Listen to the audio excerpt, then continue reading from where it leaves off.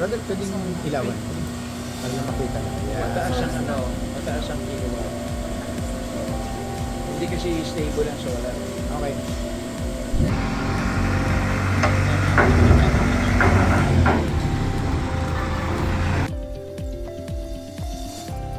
Sir, interviewin namin kayo.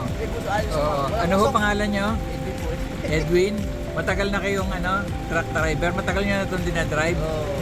Mga ilang taon na? Ako, 50 years na ho. Ramdam nyo na kung anong performance ito ng diesel tsaka ng biodiesel? Walang usok ko, walang usok. Yun hong galaw ng makina? Yung vibration? Nadala nyo ho dun sa may pababa, pataas? Okay lang siya? Very good. Walang usok. Oo.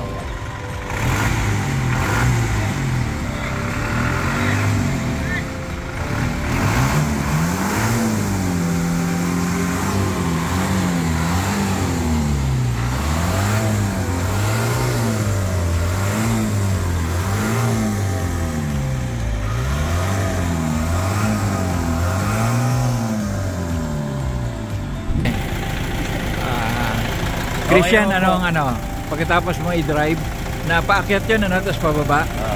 Kumusta naman? Okay naman po yung pagdadrive. At yung paahon na ibinitin ko, pinalabas ko talaga yung usap, wala masyadong usap. Tapos yung hatak niya, ganun pa rin naman sa akin. Oo.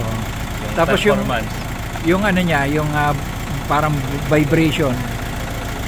Sa vibrate, okay naman po parang wala naman pinagkaiba sa medyo yung tunog lang ng konti, parang nawala yung ugong. Una, mas tahimik siya. Oo, mas tahimik. Yun lang napansin ko.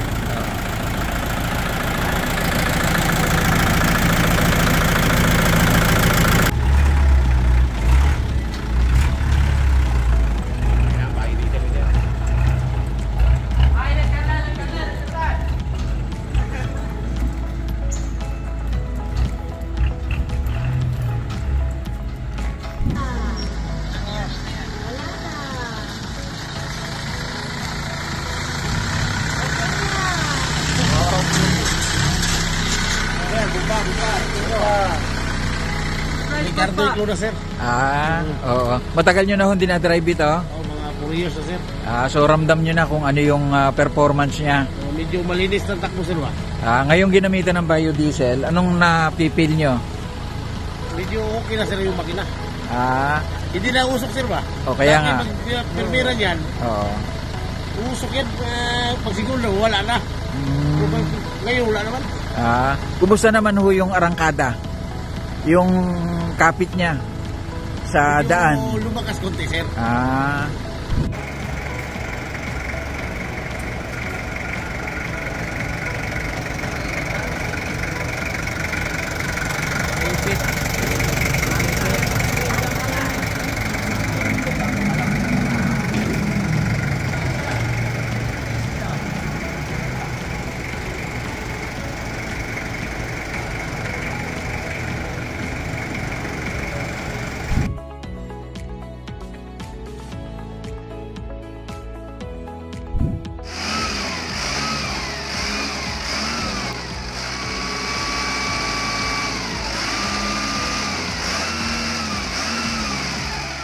Okay daw.